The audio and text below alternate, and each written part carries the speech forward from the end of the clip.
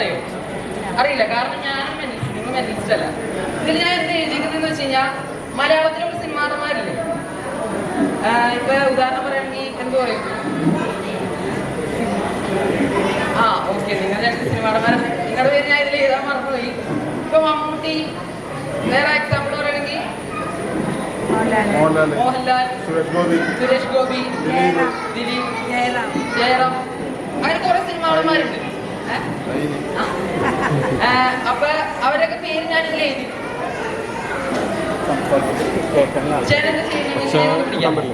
ഞാൻ ഇങ്ങനെ ചെയ്യുമ്പോൾ ജസ്റ്റ് ഓരോ പേരുകളായിട്ട് വായിക്കാം.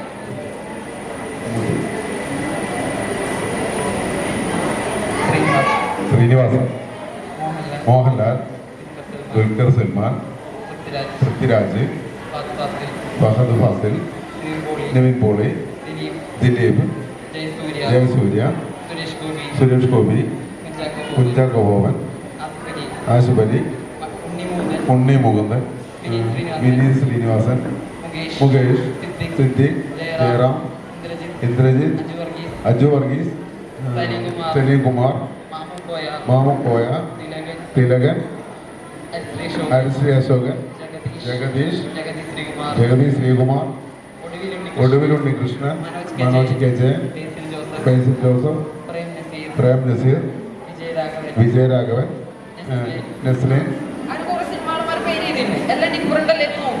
തീർച്ചയായും അപ്പൊ ഇതിലിങ്ങനെ കൈ ഇങ്ങനെ വലത്ത് ഇങ്ങനെ പിടിക്കുക, അതിങ്ങനെ പിടിച്ചിട്ട് ഇങ്ങനെ ചെയ്തുകൊണ്ടിരിക്കുക. ഞാൻ 3, 2, 1 പറയുമ്പോൾ ഇഷ്ടമുള്ള പേജ് ഇങ്ങനെ എടുത്തിട്ട് 3, 2, 1 പറയുമ്പോൾ നോക്കുക, അടയ്ക്കുക.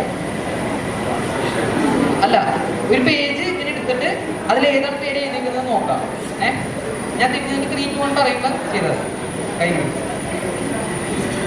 3, 2, 1 ജസ്റ്റ് നോക്കുക, പേരെല്ലാം നോക്കുക, അടയ്ക്കുക.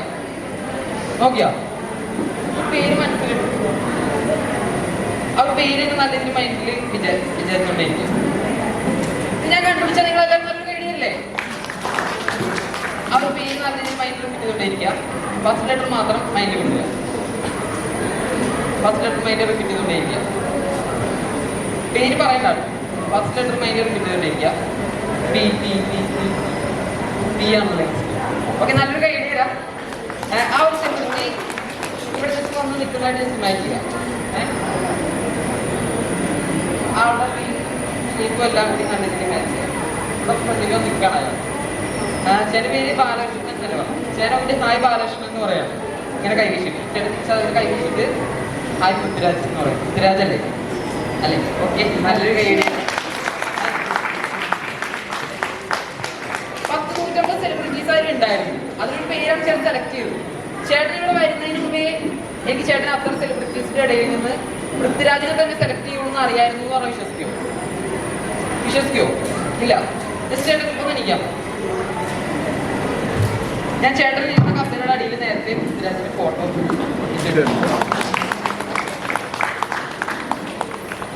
ഓക്കെ.